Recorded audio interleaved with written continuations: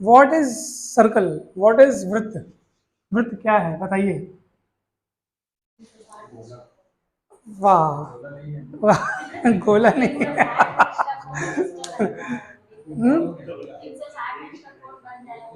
वो वृत्त है आपके ख्याल से।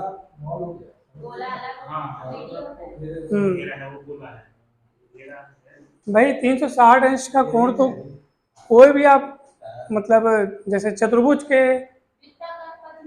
अच्छा वृत्ताकार पथ, वही तो वृत्ताकार पथ क्या है वही तो पूछ रहे हैं ना। वृत्ताकार पथ क्या है वही पूछा जा रहा है, मैं बताऊं। देखो परिभाषित करना पड़ेगा ना, परिभाषित करना पड़ेगा। मान लो ये मैदान है और आप मैदान में गाड़ी लेके चले गए और वहां पे मैदान में एक पोल है, पोल खंबा, ठीक है। और आप इस पोल के चारों ओर गाड़ी चला रहे हो और आपकी गाड़ी इस तरह चल रही है कि पोल से आपकी जो दूरी है वो एकदम फिक्स बनी रहती है। देखो आप गाड़ी चला रहे हो ना, तो आप उधर भागोगे नहीं इधर भागोगे, मतलब आपकी गाड़ी ऐसे चलनी चाहिए कि इस बिंदु से उतनी दूरी रहे, उतनी ही दूरी रहे एकदम। समझ में आ रहा है, तब उसको बोलेंगे वृत्त। यानी कि वृत्त का जो एक्चुअल डेफिनेशन है वो ये है, किसी बिंदु, मान लो गाड़ी की जगह अगर मैं बिंदु कहूं तो किसी बिंदु का ऐसा बिंदु पथ, बिंदु पथ मतलब उसका रास्ता, किसी बिंदु का ऐसा रास्ता जिसकी किसी स्थिर बिंदु से दूरी सदैव नियत रहती है, नियत मतलब फिक्स। उस फिर उस बिंदु के रास्ते को बोलते हैं वृत्त। हाँ कह सकते हैं, यस। हाँ हाँ हाँ, तो वो जो मौत के कुएं में जो कलाकार लोग गाड़ी चलाते हैं ना वो भी वृत्ताकार पथ में चलाते हैं, ठीक है ना। बहुत बढ़िया। फिर वो उन लोग बढ़ती हुई त्रिज्या के मार्ग में गति करते हैं ना, तो नीचे रहते हैं कम सकड़ा रहते हैं। हाँ बहुत बढ़िया एग्जाम्पल है। तो वो जो स्थिर बिंदु है ना जिसके चारों ओर वो गति कर रहा है या चल रहा है, तो वो जो स्थिर बिंदु है उसको बोलते हैं वृत्त का केंद्र या वृत्ताकार मार्ग का केंद्र बोलते हैं। और केंद्र से लेकर के किनारे तक की दूरी, जहाँ जो उसके गति का जो रास्ता है, ठीक है, उस दूरी को बोलते हैं त्रिज्या, त्रिज्या, रेडियस, ठीक है।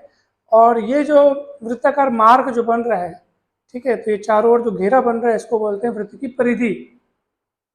और वो जब चल रहा है तो केंद्र ये पूरा बीच का जो एरिया आपको घिरा हुआ दिख रहा है इसको बोलते हैं क्या चीज, वृत्त का क्षेत्रफल। ठीक है, ये देखो इस डिजाइन से बन गया तो ये बॉल टाइप का दिख रहा है, लेकिन ये बॉल नहीं है, ठीक है। बॉल क्या हो जाएगा पता है, 3D हो जाएगा। बॉल जैसे प्लास्टिक का बॉल या प्लास्टिक का लेदर है, चमड़े कुछ भी का बॉल आप लाओ वो 3D हो जाएगा। जैसे लड्डू, लड्डू और चूड़ी में क्या फर्क है, तो लड्डू भी गोला ऐसे दिखता है, चूड़ी भी ऐसे दिखता है, फर्क क्या है बताऊं। चूड़ी में केवल एक, केवल और केवल एक घेरा है, बीच में खाली नहीं है। मैं चूड़ी को अगर टेबल पर रख दूंगा तो वो उठा हुआ भी नहीं दिखेगा, यानी चूड़ी केवल एक 2D है। लेकिन लड्डू, बड़े से लड्डू को अगर मैं यहाँ रख दूंगा तो वो टेबल से उठा हुआ दिखेगा, यानी कि इसमें 3D है, आयतन है, जगह घेर रहा है, फर्क है, ठीक है। सिक्का क्या है बताओ, तो पहले तो बताओ लड्डू क्या है, गोला में आ गया, लड्डू गोले में, गोले के अंतर्गत आएगा। और जो चूड़ी है आपका वो वृत्त के अंतर्गत आएगा। सिक्का किसके अंतर्गत आएगा, सिक्का ना तो वृत्त में आएगा ना तो गोले में आएगा। सिक्का बताओ किस में आएगा, चकती में आएगा, चकती, डिस्क। तो वह बताओ ना, ये मान लो सिक्का रखा है, चूड़ी रखी है, दोनों में फर्क है कि नहीं बताओ। चूड़ी में सिर्फ घेरा होता है, बीच में खाली जगह होती है, खोखला होता है, लेकिन सिक्का ऐसा नहीं होता है। सिक्का होता 2D है लेकिन वो बीच में भी तो उसका पूरा रहता है ना भाई, फर्क है ना तीनों में। हाँ इसको बोलते हैं चकती, डिस्क बोलेंगे इसको। और ये क्या हो जाएगा, ये सर्कल, ये स्फीयर यानी गोला, फर्क है तीनों में। ये दोनों 2D में आ जाएंगे और ये किस में आएगा, ये किस में आएगा, ये 3D में आएगा, है ना मेटू।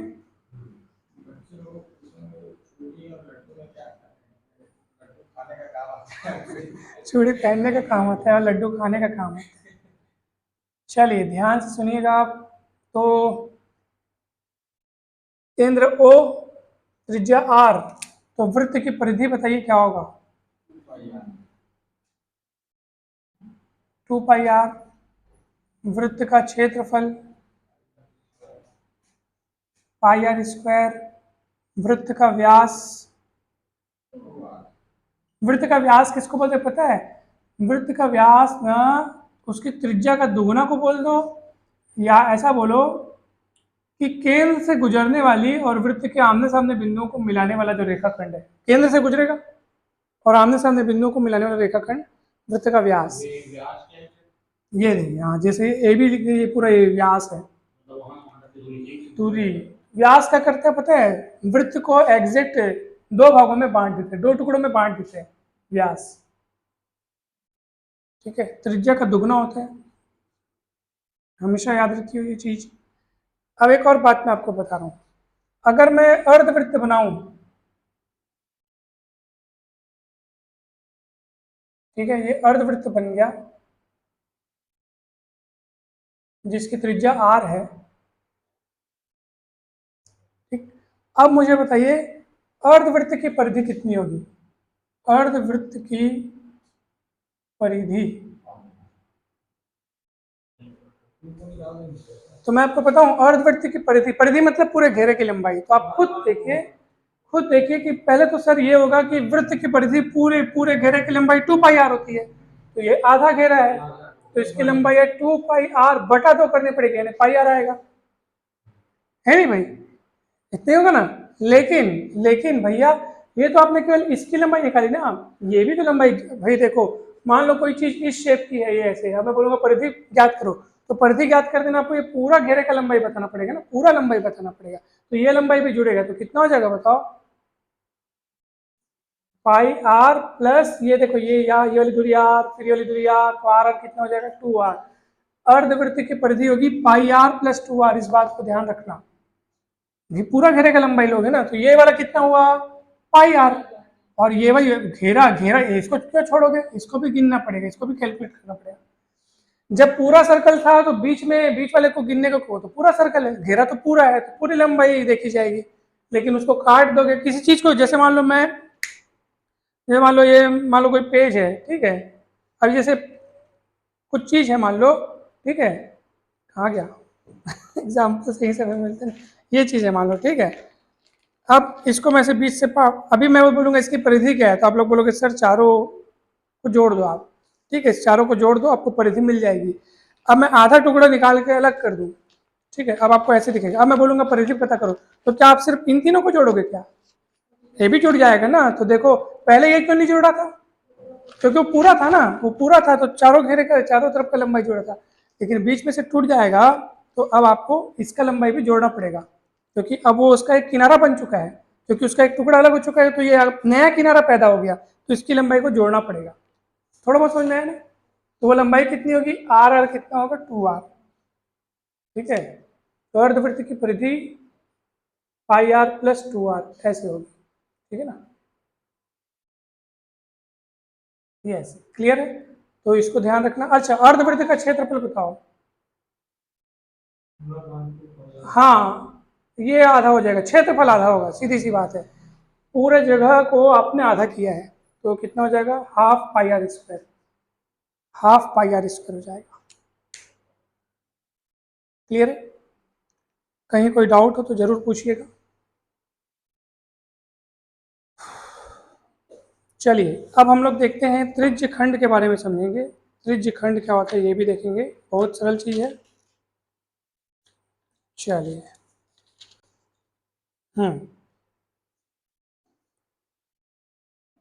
ओके, तो ये समझ में आया सूत्र? सबको ऐसे डब्बा बंद करते जाओ, डब्बा बंद करने से ना वो अलग से दिखने लगता है, याद होने लगता है फिर।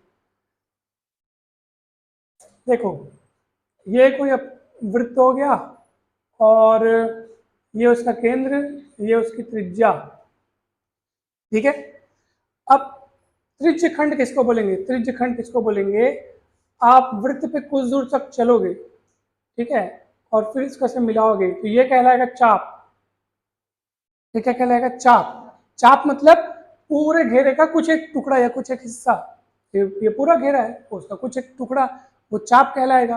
फिर इसको मिलाओगे, ये भी त्रिज्या है, ये भी त्रिज्या है, ये जो बना है ना इसको बोलेंगे त्रिज्य खंड। और मान लो यहाँ से यहाँ तक जब वो घूमा, तो मान लो ये कोण बन गया, तो कोण को थीटा बोल दो आप, थीटा बोल दो, थीटा। तो त्रिज्य खंड का क्षेत्रफल कैसे होगा निकलेगा? देखो त्रिज्य खंड का क्षेत्रफल कैसे पता करेंगे पता है? जब त्रिज्य खंड जब वो घूमा तो जितना कोण बना उसको लिखना है, नीचे टोटल कोण लिखना है 360 और पूरे वृत्त का क्षेत्रफल लिखना है पाई आर स्क्वायर। ठीक है, त्रिज्य खंड का क्षेत्रफल आ गया। एक और सूत्र बताऊं, देखो अगर आप बोलोगे सर मान लो मैं ए से लेकर बी तक गया और ये वाली लंबाई मान लो मैंने कवर किया एस। कौन सी लंबाई कवर किया? मान लो मैंने एस, ये वाली लंबाई। तो त्रिज्य खंड के क्षेत्रफल का एक और सूत्र है, त्रिज्य खंड के क्षेत्र। अगर आप कोण को लिख रहे हो, ध्यान से, ये कोण के संबंध में सूत्र हो गया। अगर आप कोण लिख रहे हो थीटा, कि सर यहां से वहां तक गए और थीटा कोण मान लो बना है, तो थीटा बटे 360 पाई आर स्क्वायर। ठीक है, या आप यूं कर दो, थीटा बटे पाई आर, वो कर दो 2 पाई भी लिख सकते हो ऐसा। 2 पाई मतलब 360 होता है, क्योंकि आपको पता है ना भाई 180 अंश मतलब कितना होता है? Pi radian. तो 360 अंश मतलब कितना होगा? 2 पाई रेडियन। इसको ध्यान रखना। अगर आप रेडियन में लिखोगे तो 2 पाई रेडियन, अंश में लिखोगे तो 360 अंश, ऐसा। ठीक है, पक्का? हाँ।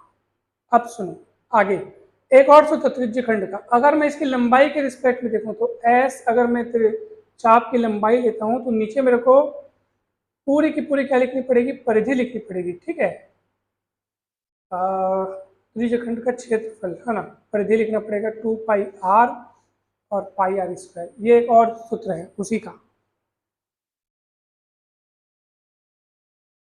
ठीक है,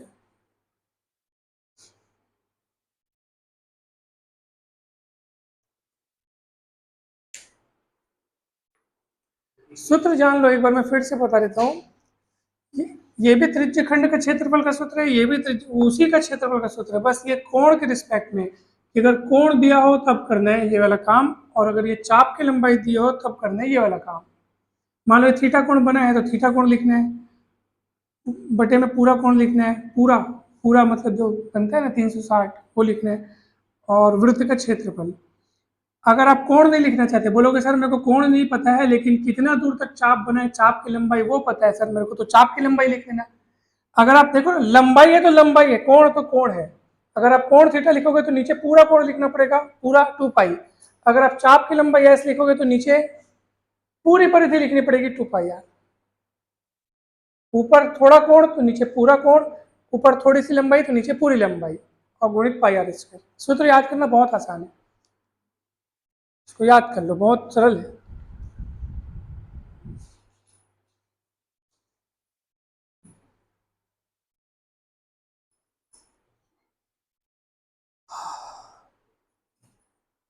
देख लो, सूत्र तो है और क्या है इसमें, कुछ भी तो नहीं है, सूत्र ही है, जो है सो सूत्र है। ठीक है, और सुनो, अगर आप बोलोगे सर ये जो त्रिज्य खंड लिया है हमने, इसकी अगर परिधि पता करनी हो तो क्या करेंगे? परिधि, परिधि मतलब समझ गए आप? ये लंबाई प्लस ये लंबाई प्लस ये लंबाई, तो इसकी परिधि जान लो, ध्यान लो। इसकी परिधि क्या होगी? देखो, पूरे वृत्त की परिधि नहीं, बल्कि किसकी परिधि? इस त्रिज्य खंड की परिधि। ध्यान से सुनो, ध्यान से, एकदम ध्यान से। इसकी परिधि ज्ञात करने के लिए पहले मैं ये जो खंड बना है ना भाई, जो चाप की लंबाई है, पहले मैं उसको लिखूंगा। अब उसको कैसे लिखेंगे? उसकी लंबाई को ध्यान से सुनना, कैसे पता करेंगे बताऊं मैं आपको। उसकी लंबाई जो है वो एस है। क्या है वो? S, S. और एक सूत्र होता है, आप उसको ध्यान रखना। चलो उसकी लंबाई मैं आपको बता रहा हूँ। परिधि की लंबाई जानने के लिए थीटा गुणित आर करना। क्या करना? थीटा गुणित आर। ये कहाँ से है बताओ? ये सूत्र आया आपका, मैं बता रहा हूँ कहाँ से आया। हमेशा एक सूत्र याद रखना, कोण बराबर चाप बटे त्रिज्या होता है। क्या होता है? कोण बराबर चाप बटे त्रिज्या। तो कोण अगर थीटा है, चाप अगर एस है, तो देखो दिख रहा है एस, एस चाप है ना, चाप की लंबाई एस है और त्रिज्या आर है, तो एस का मान कैसे निकलेगा? थीटा गुणित आर। क्लियर हुआ? समझ में? ये सूत्र याद रखना। चाप की लंबाई को क्या बोला हमने? एस बोला, और त्रिज्या क्या है? आर है। ये सूत्र बहुत इंपॉर्टेंट है, याद रखना। कोण बराबर चाप बटे त्रिज्या। यहाँ पे जो कोण है वो रेडियन में नापा जाता है, रेडियन में मापा जाता है।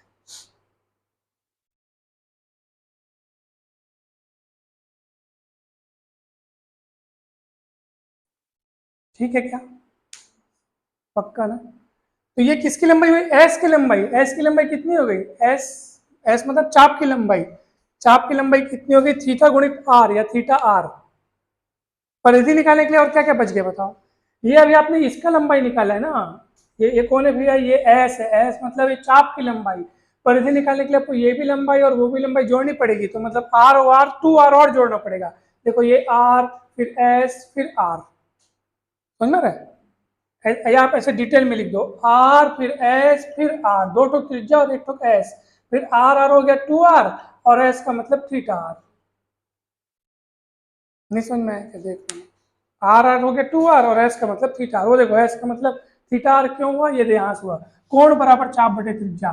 तो कोण को बोल दो थीटा, चाप को बोल दो एस, त्रिज्या को बोल दो आर। तिरक गुणा करोगे तो एस का मान निकलेगा थीटा आर, तो एस का मान रखें थीटा आर, वहां पे देख लो थीटा गुणित आर है, उसको थीटा आर लिख दो ऐसा। ये परिधि निकल गया, त्रिज्य खंड की परिधि। ठीक है, क्लियर हुआ ना भाई? अगर आपको यहाँ पे डाउट है या समझ में नहीं आया या बोलोगे एक और तरीके से बताओ, तो एक और तरीका है। देखो पहले तो ये समझ, ये देखो ये किसका सूत्र है, त्रिज्य खंड के क्षेत्रफल का सूत्र। दो दो सूत्र क्यों लगाए, अगर कोण दिया होगा तो ये वाला सूत्र लगाना, थीटा बटे 2 पाई गुणित पाई। देखो याद करने का तरीका है, दोनों में पाई आर स्क्वायर फिक्स है। यहाँ थीटा बटे 2 पाई, थोड़ा सा कोण बटे पूरा वाला कोण, पूरा पूरा सा कोण, और ये थोड़ी सी लंबाई बटे पूरी सी लंबाई, ऐसे। अगर लंबाई दी होगी, चाप की लंबाई दी होगी, तो ये वाला सूत्र लगाना। देखो कितना सरल है याद करना। लंबाई दी होगी तो लंबाई के बटे में लंबाई होता है, 2 पाई आर क्या है, परिधि। परिधि मतलब घेरे की लंबाई, लंबाई के बटे में लंबाई। कोण होगा तो कोण के बटे में कोण होगा, और टोटल क्षेत्रफल आपको लिखना है पाई आर स्क्वायर, तब वो गुणा करोगे तो त्रिज्य खंड का क्षेत्रफल मिलेगा। एक और तरीके से आप उसकी परिधि पता कर सकते हो, ये मिटाओ नहीं, याद हो गया ना ये सब? ठीक है, लिखते जाओ आप लोग, लिखते जाओ और डिटेल में लिखते जाओ, अच्छे से लिखते जाओ। तो एक और सूत्र है ना भाई, त्रिज्य खंड की परिधि का एक और सूत्र, त्रिज्य खंड की परिधि के लिए एक और सूत्र। घूम फिर के हम लोग उसी सूत्र में पहुंचेंगे, लेकिन देखना ये सूत्र होता है थीटा बटे 2 पाई गुणित 2 पाई आर प्लस 2r। ये सूत्र है। तो आखिर देखो 2 पाई कटेगा, तो आखिर वही आएगा ना आपके पास, देखो उतना ही आएगा, देखो ठीक है। तो ये भी सूत्र आप लोग याद रखिएगा, वो भी याद रखिएगा, जो याद करो आपको अच्छा।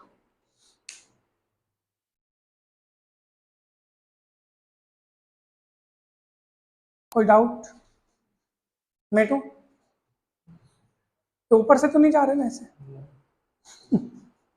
ऊपर से जा रहे क्या, नहीं जाना चाहिए ऊपर से। हम्म,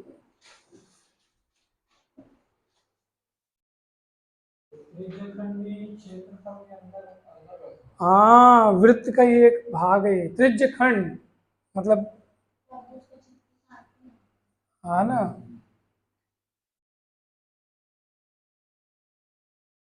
अच्छा एक बात बताओ आप लोग मुझे, मान लो ये दो वृत्त है, एक की त्रिज्या है r1 है ना भाई, और एक की त्रिज्या है मान लो r2। ठीक है, आप यूं समझिए कि दोनों की त्रिज्या क्रमशः r1 r2 है। चाहो तो ऐसा समझो कि मान लो इनकी त्रिज्याओं में अनुपात मान लो r1 r2 है, अनुपात मान लो, ठीक है, दोनों जो इच्छा वो मान लो। तो बताओ इसकी परिधि क्या होगी, बताओ परिधि। इसकी परिधि होगी 2 पाई r1, उसकी परिधि होगी, तो मैं बटे क्यों कर रहा हूँ, क्योंकि मैं दोनों की परिधियों का अनुपात जानना चाह रहा हूँ। तो 2 पाई कट जाएगा, तो क्या मिलेगा आपको, आखिर r1 अनुपात r2 मिलेगा।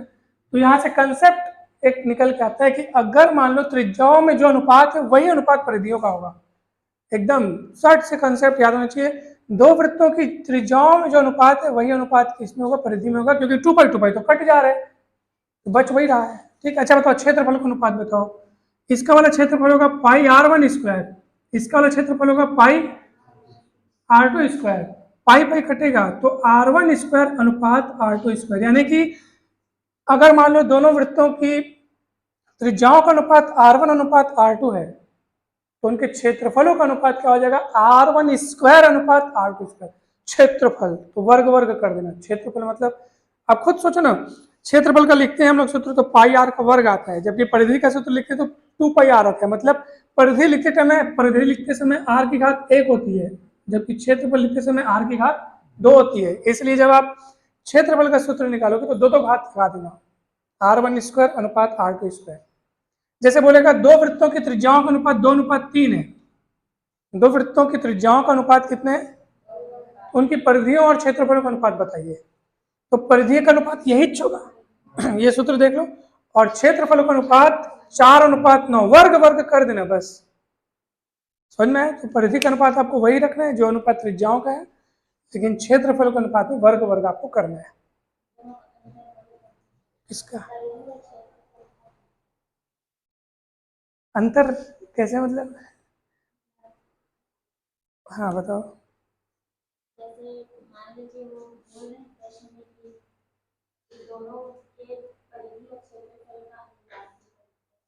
अनुपात हमेशा सेम क्वांटिटीज के बीच आता है। अनुपात जब हम लोग शुरू किए थे तो क्या हुआ था, अब मैं आपको बता था ना, अनुपात जब भी निकालोगे तो दो एक जैसी राशियों का निकालोगे। नहीं, अनुपात मतलब सेम क्वांटिटीज। अब मैं बोलूंगा क्षेत्रफल का जनसंख्या क्या रिश्ता है, कोई अनुपात नहीं होगा। नहीं, वृत्त में समरूपता रहती है ना, वृत्त समरूप कहलाते हैं ना। लेकिन मैं जो बोल रहा हूँ आप समझो, अनुपात मतलब क्या होगा, सेम कैटेगरी की राशियों का अनुपात निकलते हैं। क्षेत्रफल का क्षेत्रफल के साथ अनुपात निकालोगे, क्या बोलते हैं, परिधि का परिधि के साथ अनुपात निकालोगे, त्रिज्या का त्रिज्या के साथ अनुपात निकालोगे, आयतन का आयतन के साथ अनुपात निकलेगा, जनसंख्या का जनसंख्या के साथ अनुपात निकलेगा। अब मैं बोलूंगा एक एक नगर की जनसंख्या और वहां के लोगों की औसत आयु का अनुपात, तो ये एकदम मीनिंगलेस बात हो गई, क्योंकि आप किसका किसका अनुपात निकाल रहे हो, जनसंख्या और आयु का नहीं। आयु का आयु के साथ अनुपात निकलेगा, जनसंख्या का जनसंख्या के साथ। ऐसा है, नहीं समझ में आया क्या? ये तो आयु वाले चैप्टर में मैं आपको एकदम डिटेल से बताया था, सॉरी, अनुपात वाले चैप्टर में एकदम डिटेल से बताया था, एकदम डिटेल से। अच्छा चलो बताओ तो बोला, दो वृत्तों के क्षेत्रफल, मान लो इस वृत्त का क्षेत्रफल मान लो A1 है, इस वृत्त का क्षेत्रफल मान लो A2 है। दोनों वृत्त या A1 A2 क्षेत्रफल मान लो या उनमें अनुपात मानो, ऐसे चलो उनका अनुपात हो गया, ठीक है। चलिए बताइए इनके परिधियों का अनुपात, त्रिज्याओं का अनुपात क्या क्या होगा, सब बताओ। चलो ये क्षेत्रफल का अनुपात आपको दिया, तो पहले का क्षेत्रफल क्या होगा, पाई R1 स्क्वायर। दूसरे का क्षेत्रफल क्या होगा, पाई R2 स्क्वायर। पाई पे काट दो, R1 square upon R2 square, ठीक है।